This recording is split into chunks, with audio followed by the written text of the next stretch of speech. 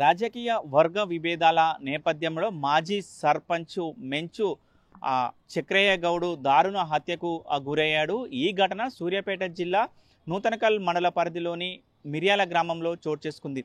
నిన్న సాయంత్రం వ్యవసాయ బావి దగ్గరికి వస్తున్న చక్రయ్య గౌడును ప్రత్యర్థులు అడ్డు కాసి అతనిపై కర్రలతో అదేవిధంగా మరణ ఆయుధాలతో కూడా దాడి చేసి పక్కనే పొలం పక్కన పడవేసిన పరిస్థితి ఉంది. మొత్తం కూడా గొర్రెల కాపర్లు కూడా గమనించి ఇటు స్థానికుల సమాచారం ఇచ్చి స్థానికుల సహకారంతో సూర్యాపేట ఆసుపత్రికి తరలిస్తున్న క్రమంలో కూడా చక్రయ్య గౌడ్ మరణించిన పరిస్థితి కానీ మొదట్లో 13 మంది నిందితులు ఉన్నట్టు కూడా ఇప్పటికే నూతనకల్ పోలీసులు కూడా వారిపై కేసులు నమోదు చేసినట్టు కూడా సమాచారం అందుతుంది. మొత్తం కూడా రాజకీయ కక్ష నేపథ్యంలో కూడా ఈ హత్య జరిగినట్టు కూడా తెలుస్తుంది. ఆ రెండు వర్గాల మధ్యన విభేదాలు ఉన్న నేపథ్యంలో కూడా ఈ హత్యకు దారి తీసినట్టు కూడా తెలుస్తున్నట్టు పరిస్థితి కనపడుతుంది. మొత్తం కూడా 13 మందిపై కూడా ఇప్పటికే కేసులు నమోదు చేశామని కూడా పోలీసులు చెప్తున్నట్టు పరిస్థితి మధ్య గ్రామంలో ఎలాంటి అవాంఛనీయ సంఘటన జరగకుండా కూడా భద్రతా పరంగా అన్ని ఏర్పాట్లు చేస్తామని కూడా పోలీసులు చెప్తున్నట్టు పరిస్థితి. చక్రయ్య గౌడ్ భార్య ఉందో చక్రయ్య గౌడ్ భార్య మాత్రము సంచలన ఆరోపణలు చేస్తున్నట్టు పరిస్థితి కనబడుతుంది. మొత్తం కూడా నా భర్తను హత్య చేసింది ఎవరో కాదు, మొత్తం నాకు సంబంధించిన 3 కూతుళ్ళు 3 అల్లుళ్ళు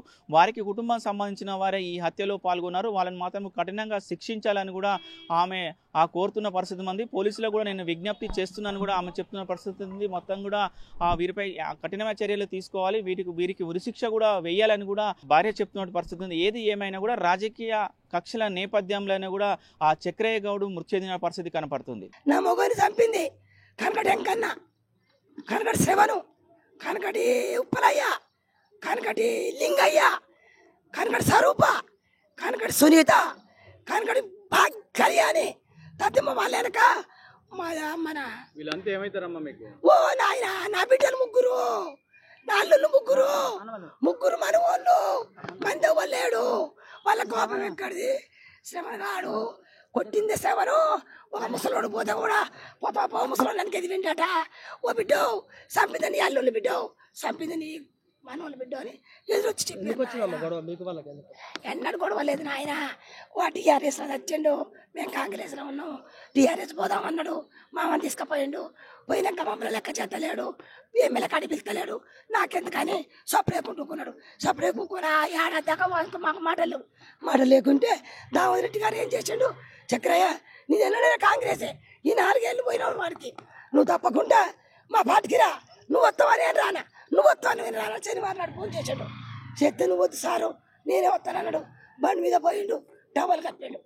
డబల్ కప్పగానే అమ్మ వీడు సార్ కాడిపోయాడు అని అప్పటి నుంచి కారాల మీద దూకుండా వాడో రోకు మేము రోకు అట్టే ఉన్నాం.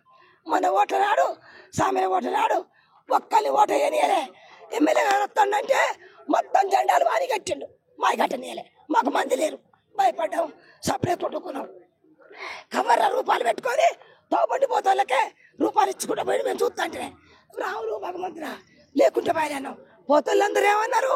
పైసలు వాని ఓట్లు మియ్యి, మీకు ఓట్లు వేస్తాం, మీరు మమ్మల్ని అడగకురి, మీరు భయపడకురి, సపరే ఊకున్నాం. మాకు 300 ఓట్లు ఎక్కువ పడ్డాయి. అమ్మ 300 ఎట్లు ఎక్కువ పడ్డాయి. ఏంటి ఇంట్లో ఉంటే కూడా పడ్డాయి.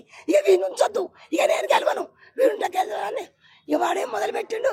శివటంగన్న కాడికి తువాలు కప్పుకోవడానికి, దామోదర్ రెడ్డి కాడికి, ఎమ్మెల్యే పొద్దు భాస్కర్ కాడికి, ఎప్పుడే సామెలు గెలిచిన వీడు వాళ్ళ కాడ చేయాలి. అసలు మీకు ఆయనకి ఎక్కడ భూ తగాదా వచ్చిందని తెలుస్తుంది? భూ అంటే మంత్రాల కాడ 4 ఏళ్ల కింద కొన్నా సారు కొని మాకు ఇయ్యలే. 5 లక్షలు కట్టినాము, భూమి ఇయ్యలే. వాడే అమ్ముకున్నాడు. అమ్ముకుంటే ఇక్కడున్న పోరగాళ్ళందరూ వచ్చి తాతయ్య నీ బిడ్డే పంచాయొద్దు చెడయొద్దు, ఇవ్వకుంటే బాయే పంచాయతీ తెంపుతామని మాకు భూమి ఎక్కువ సపరేట్. నేనా నేను కోరుకునేది ఏంటంటే నా మొగాన్ని చంపిన వాళ్ళను ఉరి శిక్ష చేయాలి, వాళ్ళ ఇల్లు కూల కొట్టాలి, వాళ్ళ ఇంట్లో గోరి కట్టాలి.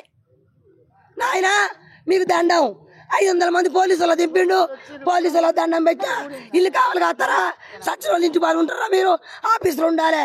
మీకు భయం అయితే మీకు డ్యూటీలోకి వెళ్ళి తీసేస్తే మీరు వెళ్ళిపోయి నెక్స్ట్ కెమెరా తీసేస్తే కూడా పోలీసు వాళ్ళు తీసేయనిస్తలేరు.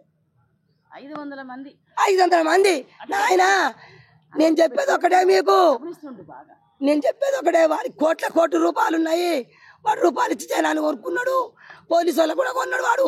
నేను పోలీసు వాళ్ళతో అన్నా, నాయన మీరు 2 రూపాయలు తీసుకున్నారు, వాళ్ళు ఇల్లు కావాలి కత్తారు, మీకు ఎన్ని కట్టలు ఇచ్చిండు, మీ కాలం బాగున్నది అన్న. నాయన మీ కాలు మొక్కుతా, ఉరిశిక్ష చేయాలి, ఇల్లు కూల కొట్టాలి. మరిన్ని వీడియోస్ కోసం ఛానల్ ని సబ్స్క్రైబ్ చేయండి. లేటెస్ట్ అప్డేట్స్ కోసం వాట్సాప్ ఛానల్ ని ఫాలో అవ్వండి. ఆ లింక్ డిస్క్రిప్షన్ లో ఉంది.